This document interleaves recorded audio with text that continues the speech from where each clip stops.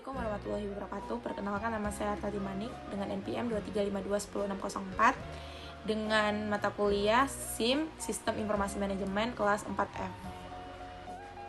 Di sini saya akan berceramah tentang awas produk haram bersertifikat halal dari KAFA edisi 394. Baru-baru ini Badan Penyelenggara Jaminan Produk Halal atau BPJPH bersama Badan Pengawasan Obat dan Makanan atau BPOM menemukan 9 produk pangan olahan yang mengandung unsur babi atau pronsin. Ini berdasarkan hasil pengujian laboratorium menggunakan parameter uji DNA atau pestisida spesifik porsin. Dari 9 produk yang terdeteksi, 7 produk diantaranya telah bersertifikat halal. BPJPH langsung menjatuhkan sanksi berupa penarikan produk tersebut dari edaran. Adapun 2 batch produk lainnya yang tidak bersertifikat halal dan terbukti memberikan data tidak akurat serta bereaksi untuk kasus ini, BPOM telah mengeluarkan peringatan keras dan instruksi penarikan produk dari pasar. Kapitalisme sekunder diabaikan, halal haram. Berdasarkan produk makanan haram karena mengandung babi adalah bagian kecil dari akibat sistem ekonomi kapitalisme sekunder yang selama ini berlaku di negeri mayoritas muslim. Bisnis ala sistem kapitalisme sekunder tidak memperdulikan haram halal. Sebabnya kapitalisme sekunder merupakan sistem yang memisahkan urusan duniawi termasuk urusan bisnis dari nilai-nilai dan hukum agama. Selain tidak mempertimbangkan nilai-nilai dan hukum agama seperti halal dan haram, sistem ekonomi kapitalisme sekunder juga hanya berorientasi pada keuntungan semateri semata atau profit motif.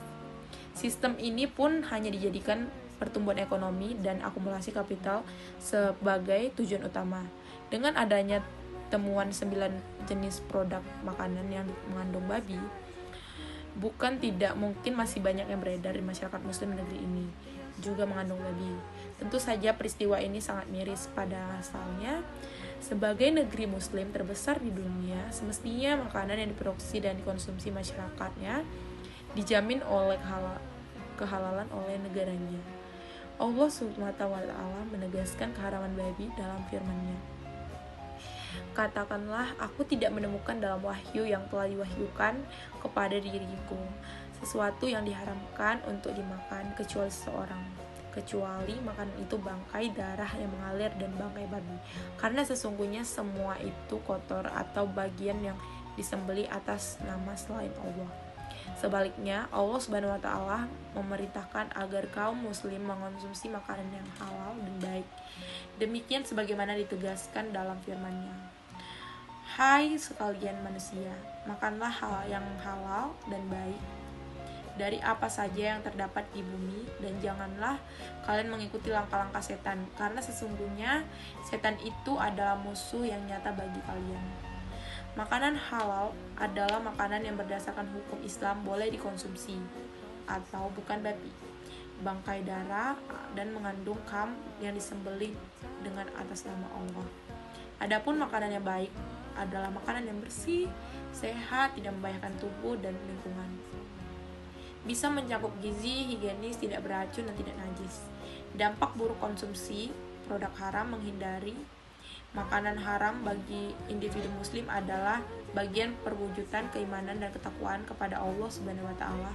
Begitu juga dengan masyarakat muslim yang bertakwa, mereka adalah masyarakat yang menjalankan perintah Allah Subhanahu wa Ta'ala dan menjauhi larangannya. Individu dan kewajiban masyarakat muslim wajib bersinergi dan mencegah adanya peredaran produk makanan haram, di antaranya yang mengandung babi. Adapun dampak buruk akibat mengonsumsi makanan haram, yang pertama, makanan haram menjadi penghalang bagi pengabulan doa. Rasulullah bersabda, sesungguhnya Allah itu maha baik dan tidak menerima kecuali yang baik.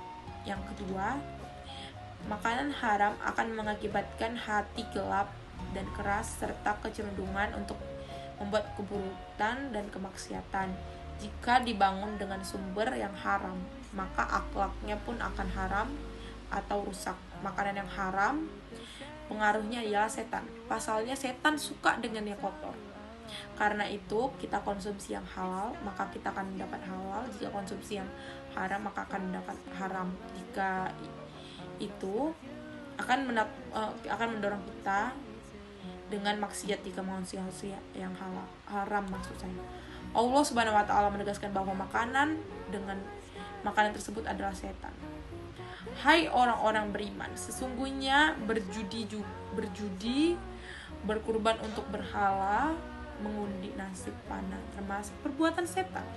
Karena itu jauhilah perbuatan tersebut agar mendapat keuntungan. Selain mengandung babi, di antaranya makanan haram yang mengandung alkohol, diketahui bahwa bekerja pada otak, kelemahan kontrol diri, menurunkan kesadaran, bahkan bisa menyebabkan kehilangan akal. Dalam Islam adalah hal yang paling dijaga karena dari akal muncul kesadaran beragama dan tanggung jawab. Jika kehilangan akal dan kesadaran pada manusia, maka akan timbul sebagai kerusakan sosial. Yang ketiga, orang yang mengonsumsi makanan haram seperti merusak amal ibadah dan diancam dengan ancaman siksa neraka.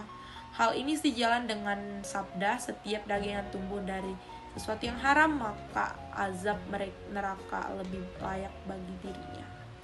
Makanan bukan hanya untuk kesehatan tubuh, tapi juga membentuk karakter. Makanan dipengaruhi spiritualitas dan kesehatan akal, serta penentuan keberkahan hidup. Karena itulah Allah memerintahkan kaum muslim untuk memakan makanan yang halal dan baik, bukan sekedar yang enak atau mengenyangkan semata. Butuh solusi sistematik. Selama negeri ini masih menerapkan sistem ekonomi kapitalisme sekunder yang mengabaikan hukum halal dan haram, maka kaum muslim terus menghadapi masalah di kehidupannya. Di antaranya terkait jaminan halal atas makanan yang diberikan dengan konsumsi, fungsi pengawasan yang tidak sejalan efektif jika akar permasalahan tidak pernah dihilangkan. Akar masalah di negeri bersifat sistem. Karena itu, solusi juga harus bersifat sistem. Islam sebagai sistem kehidupan yang mengatur semua aspek kehidupan berdasarkan wahyu Allah Subhanahu wa taala adalah yang paling layak diterapkan di negeri mayoritas muslim. Sebaliknya, sistem kapitalisme sekunder yang sangat dirugikan dan membahayakan kaum muslim harus dicampakkan dalam sistem Islam. Selain ketakwaan individu dan kepedean masyarakat, seorang pengusaha atau khalifah bertanggung jawab penuh atas pemeliharaan urusan umatnya. Menjamin kehalalan makanan minuman adalah bagian tanggung jawab pada negara untuk menjaga agama dan jiwa mereka. Rasulullah bersabda, iman atau kepala negara adalah pemeliharaan. Ia dimintai pertanggungjawaban atas rakyatnya di dalam sistem pemerintahan Islam atau khalifah. Produk yang diimpor ke masyarakat khalifah sering disaring dan periksa kehalalannya sebelum masuk ke pasar. Khalifah tidak akan menjalin kerjasama dagang yang merugikan peredaran makanan haram di wilayahnya. Khalifah juga akan menjamin dan memastikan produk halal bagi masyarakat karena termasuk bagian ketaatan khalifah kepada Allah Subhanahu wa taala. Dalam sejarah khalifah Islam, Khalifah Umar bin Al-Khattab pernah menolak bagian penerimaan daging berasal dari hewan yang tidak disembelih secara syar'i. Sistem pasar Islam Madinah dijaga ketat oleh Rasulullah SAW dan dilanjutkan oleh para khalifah untuk menjamin perdagangan yang sesuai syariah. Dalam sejarah khalifah Islam, misalnya Umar bin Khattab, dikenal adanya yang bertugas mengawasi pasar agar tidak ada penipuan dan kecurangan, termasuk penjualan makanan haram atau kadaluarsa. Otoritas independen yang bisa menindak pedagang secara langsung ditempatkan jika terbukti melanggar syariah. Dengan demikian, hanya sistem pemerintahan Islam yang dijadikan halal dan haram sebagai standar produksi dan konsumsi yang bisa menjamin kehalalan bagi seluruh rakyatnya. Pemerintahan Islam akan menerapkan syariah Islam secara total dalam semua aspek kehidupan rakyatnya untuk mewujudkan kehidupan yang penuh keberkahan dan kemuliaan. Tentu hanya pemerintahan Islam yang berdasarkan sistem kepemimpinan dan kebijaksanaan di atas ketundukan kepada Allah Subhanahu wa taala dan Rasulullah.